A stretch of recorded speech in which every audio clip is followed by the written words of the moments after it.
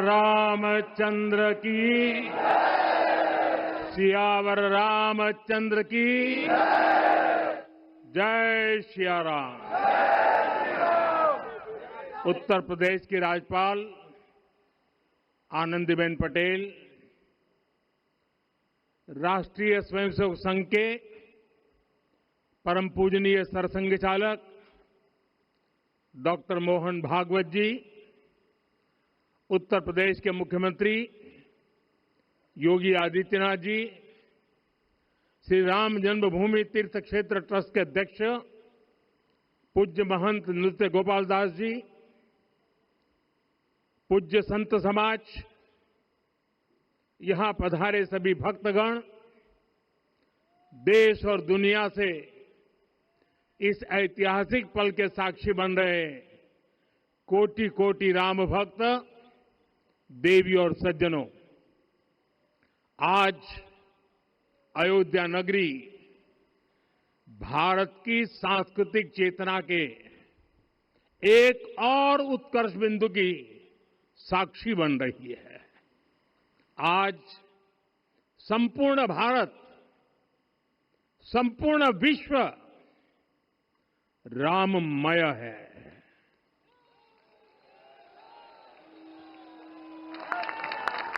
हर राम भक्त के हृदय में अद्वितीय संतोष है, असीम कृतज्ञता है, अपार अलौकिक आनंद है। सदियों के घाव भर रहे हैं, सदियों की वेदना आज विराम पा रही है, सदियों का संकल्प आज सिद्धि को प्राप्त हो रहा है। आज उस यज्ञ की पूर्णाहुति है जिसकी अग्नि 500 वर्ष तक प्रज्वलित रही, जो यज्ञ एक पल भी आस्था से डिगा नहीं, एक पल भी विश्वास से टूटा नहीं। आज भगवान श्री राम के गर्भगृह की अनंत ऊर्जा, श्री राम परिवार का दिव्य प्रताप इस धर्म ध्वजा के रूप में इस दिव्यतम भव्यतम मंदिर में प्रतिष्ठापित हुआ है। और साथियों, ये धर्म ध्वजा केवल एक ध्वजा नहीं, ये भारतीय सभ्यता के पुनर्जागरण का ध्वज है। इसका भगवा रंग, इस पर रचित सूर्यवंश की ख्याति, वर्णित ओम शब्द और अंकित कोविदार वृक्ष राम राज्य की कीर्ति को प्रतिरूपित करता है। ये ध्वज संकल्प है, ये ध्वज सफलता है, ये ध्वज संघर्ष से सृजन की गाथा है, ये ध्वज सदियों से चले आ रहे स्वप्नों का साकार स्वरूप है। ये ध्वज संतों की साधना और समाज की सहभागिता की सार्थक परिणति है। साथियों, आने वाली सदियों और सहस्त्र शताब्दियों तक ये धर्म ध्वज प्रभु राम के आदर्शों और सिद्धांतों का उद्घोष करेगा।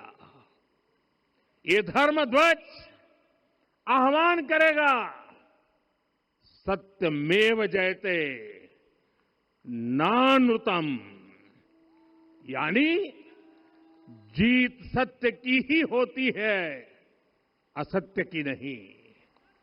ये धर्म ध्वज उद्घोष करेगा, सत्यम एक पदम,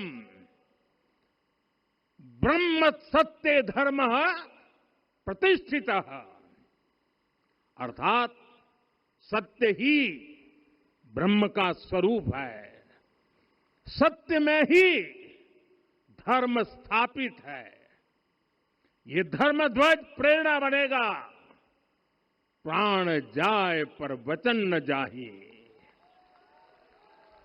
अर्थात जो कहा जाए वही किया जाए। ये धर्म ध्वज संदेश देगा, कर्म प्रधान विश्व रची राखा, अर्थात विश्व में कर्म और कर्तव्य की प्रधानता हो। ये धर्म ध्वज कामना करेगा, बैर न विग्रह आस न त्रासा, सुखमय ताही सदा सब आशा, यानी भेदभाव, पीड़ा, परेशानी से मुक्ति, समाज में शांति और सुख हो। ये धर्म ध्वज हमें संकल्पित करेगा, नहीं दरिद्र को दुखी न दीना, यानी हम ऐसा समाज बनाएं जहां गरीबी न हो, कोई दुखी या लाचार न हो।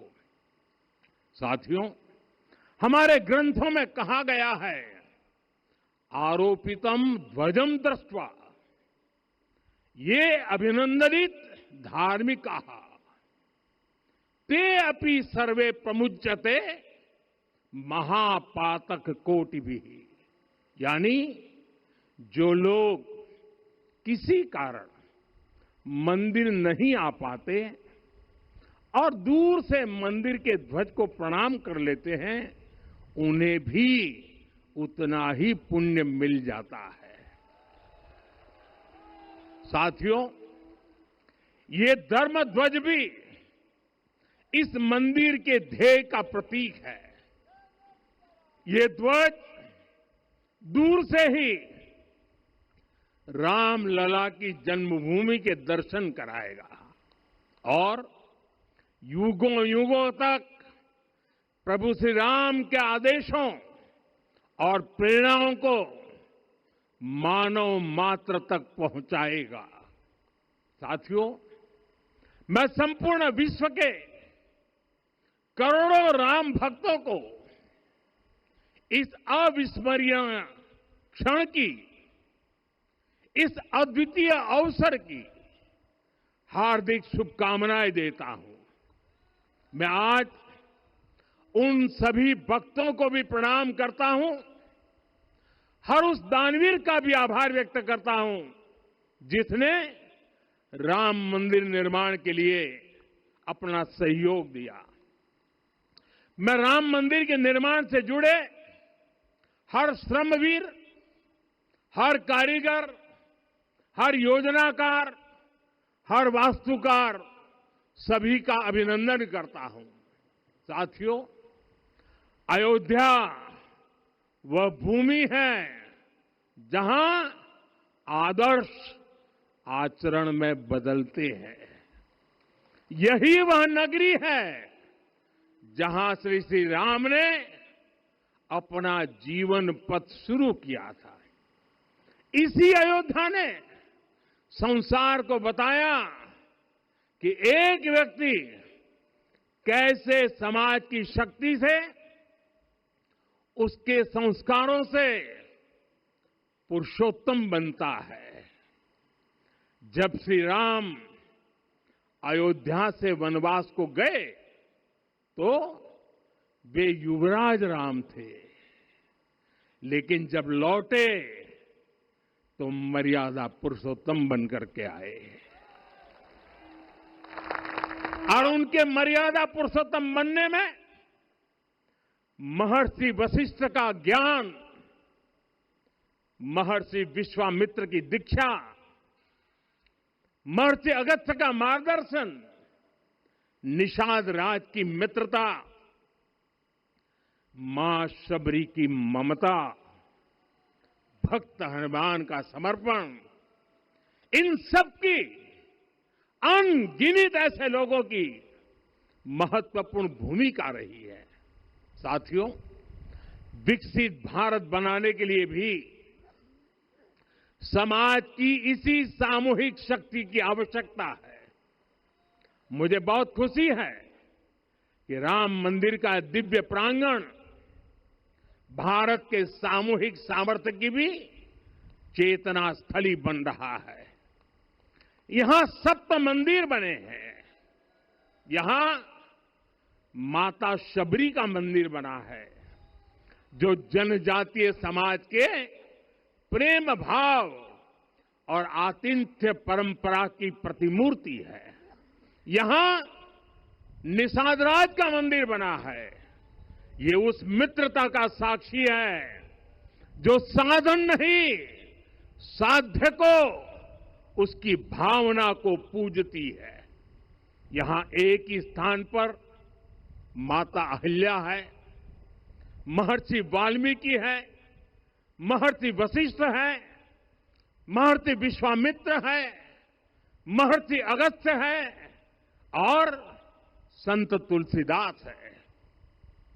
रामलला के साथ साथ इन सभी ऋषियों के दर्शन भी यहीं पर होते हैं। यहां जटायु जी और गिलहरी की मूर्तियां भी हैं, जो बड़े संकल्पों की सिद्धि के लिए हर छोटे से छोटे प्रयास के महत्व को दिखाती है। मैं आज हर देशवासी से कहूंगा कि वो जब भी राम मंदिर आए तो सप्त मंदिर के दर्शन भी अवश्य करें। ये मंदिर हमारी आस्था के साथ साथ मित्रता, कर्तव्य और सामाजिक सद्भाव के मूल्यों को भी शक्ति देते हैं। साथियों, हम सब जानते हैं, हमारे राम भेद से नहीं, भाव से जुड़ते हैं। उनके लिए व्यक्ति का कुल नहीं, उसकी भक्ति महत्वपूर्ण है। उन्हें वंश नहीं, मूल्य प्रिय है। उन्हें शक्ति नहीं, सहयोग महान लगता है। आज हम भी उसी भावना से आगे बढ़ रहे हैं। पिछले 11 वर्षों में महिला, दलित, पिछड़े, अति पिछड़े, आदिवासी, वंचित, किसान, श्रमिक, युवा, हर वर्ग को विकास के केंद्र में रखा गया है। जब देश का हर व्यक्ति, हर वर्ग, हर क्षेत्र सशक्त होगा, तब संकल्प की सिद्धि में सबका प्रयास लगेगा। और सबके प्रयास से ही 2047 जब देश आजादी के 100 साल मनाएगा, हमें 2047 तक विकसित भारत का निर्माण करना ही होगा। साथियों, रामलला की प्राण प्रतिष्ठा के ऐतिहासिक अवसर पर मैंने राम से राष्ट्र के संकल्प की चर्चा की थी। मैंने कहा था कि हमें आने वाले 1000 वर्षों के लिए भारत की नींव मजबूत करनी है। हमें याद रखना है, जो सिर्फ वर्तमान का सोचते हैं, वो आने वाली पीढ़ियों के साथ अन्याय करते हैं। हमें वर्तमान के साथ साथ भावी पीढ़ियों के बारे में भी सोचना है, क्योंकि हम जब नहीं थे, ये देश तब भी था। जब हम नहीं रहेंगे, ये देश तब भी रहेगा। हम एक जीवंत समाज है। हमें दूरदृष्टि के साथ ही काम करना होगा। हमें आने वाले दशकों, आने वाली सदियों को ध्यान में रखना ही होगा। और साथियों, इसके लिए भी हमें प्रभु राम से सीखना होगा। हमें उनके व्यक्तित्व को समझना होगा। हमें उनके व्यवहार को आत्मसात करना होगा। हमें याद रखना होगा, राम यानी आदर्श, राम यानी मर्यादा, राम यानी जीवन का सर्वोच्च चरित्र, राम यानी सत्य और पराक्रम का संगम। दिव्य गुणे शक्र समो रामः सत्य पराक्रमः। राम यानी धर्म पथ पर चलने वाला व्यक्तित्व। रामः सत्पुरुषो लोके सत्यः सत्यपरायणः। राम यानी जनता के सुख को सर्वोपरि रखना, प्रजा सुखत्वे चंद्रस्य। राम यानी धर्म और क्षमा का दरिया। वसुधाया क्षमा गुणे है। राम यानी ज्ञान और विवेक की पराकाष्ठा। बुद्ध या बृहस्पति तुल्य। राम यानी कोमलता में दृढ़ता। मृदु पूर्वज भाषते। राम यानी कृतज्ञता का सर्वोच्च उदाहरण। कदाचन नोपकारेण कृति नैकेन तुष्यति। राम यानी श्रेष्ठ संगति का चयन। शीला वृद्धे ज्ञान वृद्धे वयोवृद्धे च सज्जनै। राम यानी विनम्रता में महाबल। वीर्यवान च वीर्येण महता स्वेन विस्मितः। राम यानी सत्य का अडिग संकल्प। न च अनुत्र कथो विद्वान।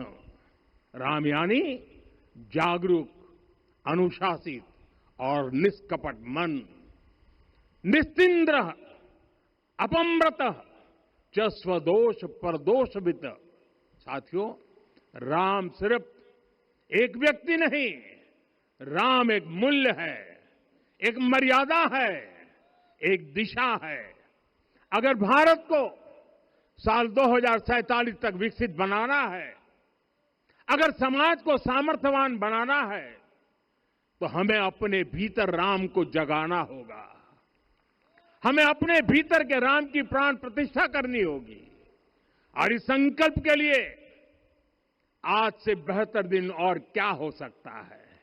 साथियों, 25 नवंबर का यह ऐतिहासिक दिन अपनी विरासत पर गर्व का एक और अद्भुत क्षण लेकर आया है।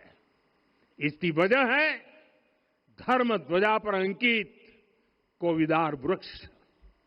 ये कोविदार वृक्ष इस बात का उदाहरण है कि जब हम अपनी जड़ों से कट जाते हैं तो हमारा वैभव इतिहास के पन्नों में दब जाता है।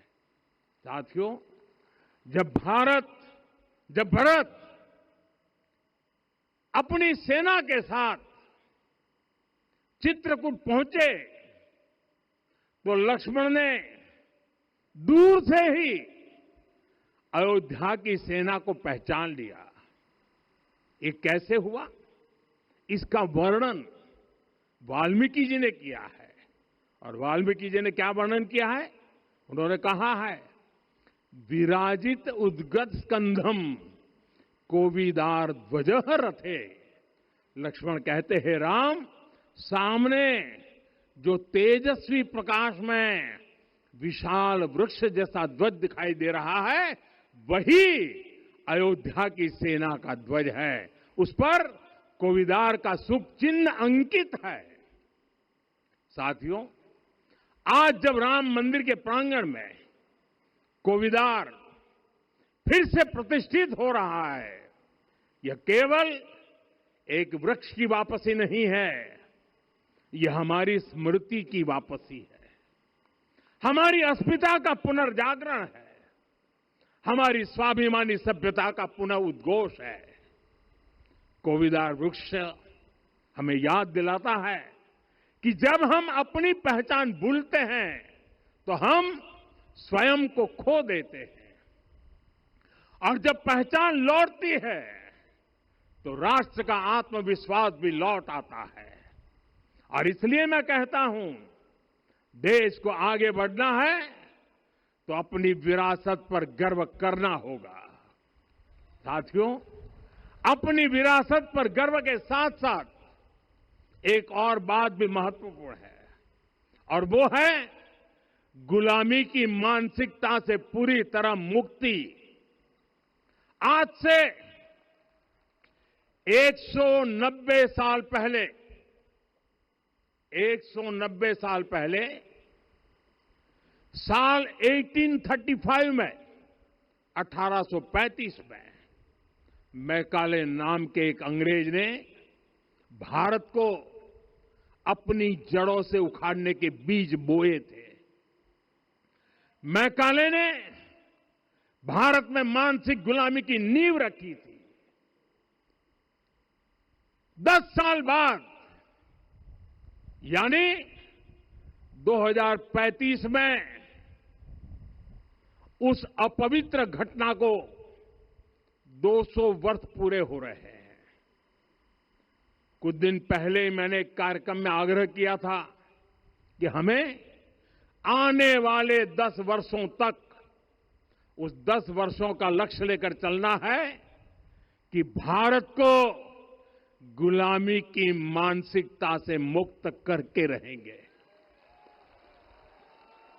साथियों, सबसे बड़ा दुर्भाग्य यह है कि मैकाले ने जो कुछ सोचा था उसका प्रभाव कहीं व्यापक हुआ। हमें आजादी मिली, लेकिन हीन भावना से मुक्ति नहीं मिली। हमारे यहां एक विकार आ गया कि विदेश की हर चीज, हर व्यवस्था अच्छी है और जो हमारी अपनी चीजें हैं उनमें खोट ही खोट है। साथियों, गुलामी की यही मानसिकता है जिसने लगातार यह स्थापित किया। हमने विदेशों से लोकतंत्र लिया। कहा गया कि हमारा संविधान भी विदेश से प्रेरित है, जबकि सच ये है कि भारत लोकतंत्र की जननी है, मदर ऑफ डेमोक्रेसी है। लोकतंत्र हमारे डीएनए में है। साथियों, अगर आप तमिलनाडु जाएंगे तो तमिलनाडु के उत्तरी हिस्से में उत्तीरमेरूर गांव है। वहां हजारों वर्ष पहले का एक शिलालेख है।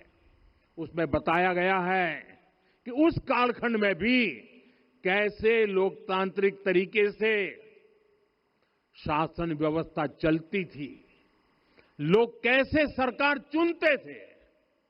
लेकिन हमारे यहां तो मैग्ना कार्टा की प्रशंसा का ही चलन रहा। हमारे यहां भगवान बसवन्ना, उनके अनुभव मंटपा की जानकारी भी सीमित रखी गई।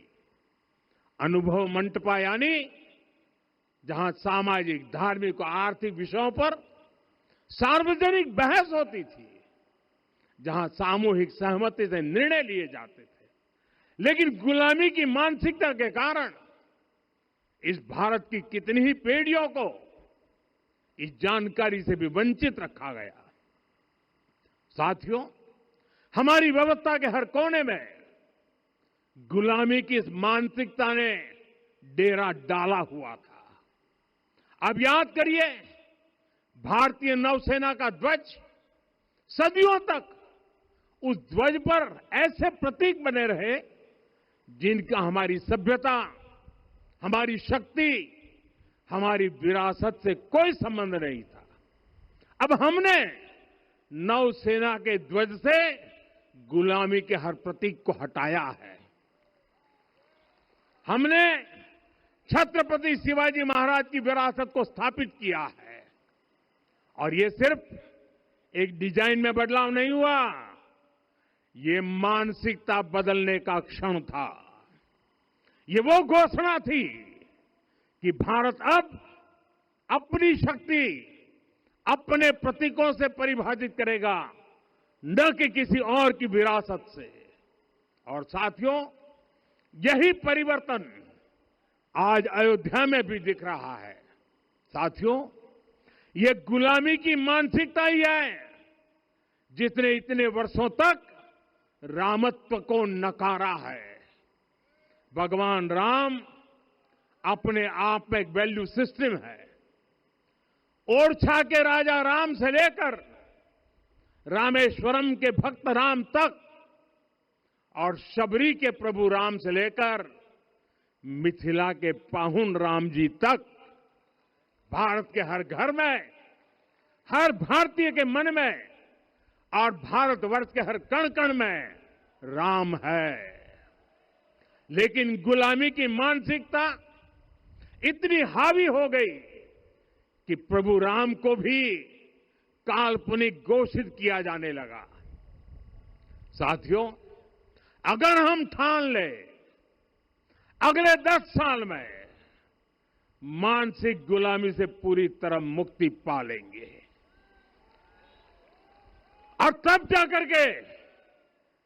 जाकर के ऐसी ज्वाला प्रज्वलित होगी, ऐसा आत्मविश्वास बढ़ेगा कि 2047 तक विकसित भारत का सपना पूरा होने से भारत को कोई रोक नहीं पाएगा।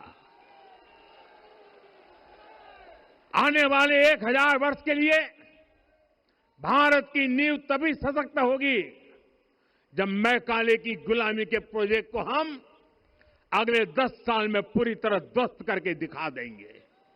साथियों, अयोध्या धाम में रामलला का मंदिर परिसर भव्य से भव्यतम हो रहा है और साथ ही अयोध्या को संवारने का काम लगातार जारी है। आज अयोध्या फिर से वह नगरी बन रही है जो दुनिया के लिए उदाहरण बनेगी। त्रेता युग की अयोध्या ने मानवता को नीति दी। 21वीं सदी की अयोध्या मानवता को विकास का नया मॉडल दे रही है। तब अयोध्या मर्यादा का केंद्र थी, अब अयोध्या विकसित भारत का मेरुदंड बनकर उभर रही है।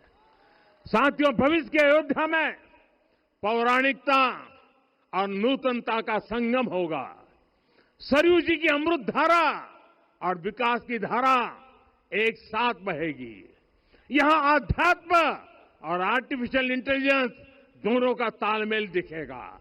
राम पथ, भक्ति पथ और जन्मभूमि पथ से नई अयोध्या के दर्शन होते हैं।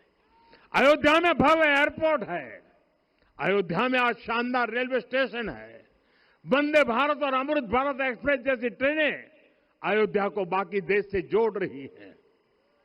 अयोध्या वासियों को सुविधाएं मिले, उनके जीवन में समृद्धि आए, इसके लिए निरंतर काम चल रहा है। साथियों, जब से प्राण प्रतिष्ठा हुई है तब से लेकर आज तक करीब करीब 45 करोड़ श्रद्धालु यहां दर्शन के लिए आ चुके हैं। ये वो पवित्र भूमि है जहां 45 करोड़ लोगों के चरण रज पड़े हैं और इससे अयोध्या और आसपास के लोगों की आय में आर्थिक परिवर्तन आया है, वृद्धि हुई है। कभी अयोध्या विकास के पैमानों में बहुत पीछे थी, आज अयोध्या नगरी यूपी के अग्रणी शहरों में से एक बन रही है। साथियों, 21वीं सदी का आने वाला समय बहुत महत्वपूर्ण है। आजादी के बाद के 70 साल में भारत विश्व की 11वीं सबसे बड़ी अर्थव्यवस्था बना। 70 साल में 11वीं। लेकिन पिछले 11 साल में ही भारत विश्व की 5वीं सबसे बड़ी अर्थव्यवस्था बन चुका है। और वो दिन दूर नहीं जब भारत विश्व की 3री सबसे बड़ी अर्थव्यवस्था भी बन जाएगा। आने वाला समय नए अवसरों का है, नई संभावनाओं का है और इस अहम कालखंड में भी भगवान राम के विचार ही हमारी प्रेरणा बनेंगे। जब श्री राम के सामने रावण विजय जैसा विशाल लक्ष्य था, तब उन्होंने कहा था, सौरज धीरज ते ही रथ चाका, सत्यशील दृढ़ ध्वज पताका।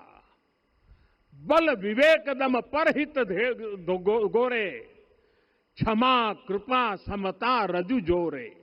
यानी रावण पर विजय पाने के लिए जो रथ चाहिए, शौर्य और धैर्य उसके पहिए हैं, उसकी ध्वजा सत्य और अच्छे आचरण की है, बल विवेक संयम और परोपकार इस रथ के घोड़े हैं। लगाम के रूप में क्षमा दया और समता है जो रथ को सही दिशा में रखते हैं। साथियों, विकसित भारत की यात्रा को गति देने के लिए ऐसा ही रथ चाहिए, ऐसा रथ जिसके पहिए शौर्य और धैर्य हो, यानी चुनौतियों से टकराने का साहस भी हो और परिणाम आने तक दृढ़ता से डटे रहने का धैर्य भी हो। ऐसा रथ जिसकी ध्वजा सत्य और सर्वोच्च आचरण हो, यानी नीति नियत और नैतिकता से समझौता कभी न हो। ऐसा रथ जिसके घोड़े बल विवेक संयम और परोपकार हो, यानी शक्ति भी हो बुद्धि भी हो अनुशासन भी हो और दूसरों के हित का भाव भी हो। ऐसा रथ जिसकी लगाम क्षमा करुणा और संभाव हो, यानी जहां सफलता का अहंकार नहीं और असफलता में भी दूसरों के प्रति सम्मान बना रहे। और इसलिए मैं आदरपूर्वक कहता हूं, ये पल कंधे से कंधा मिलाने का है, ये पल गति बढ़ाने का है। हमें वो भारत बनाना है जो राम राज्य से प्रेरित हो, और ये तभी संभव है जब स्वयं हित से पहले देश हित होगा, जब राष्ट्र हित सर्वोपरि रहेगा। एक बार फिर आप सभी को बहुत बहुत शुभकामनाएं देता हूं। जय सिया राम, जय सिया राम, जय सिया राम।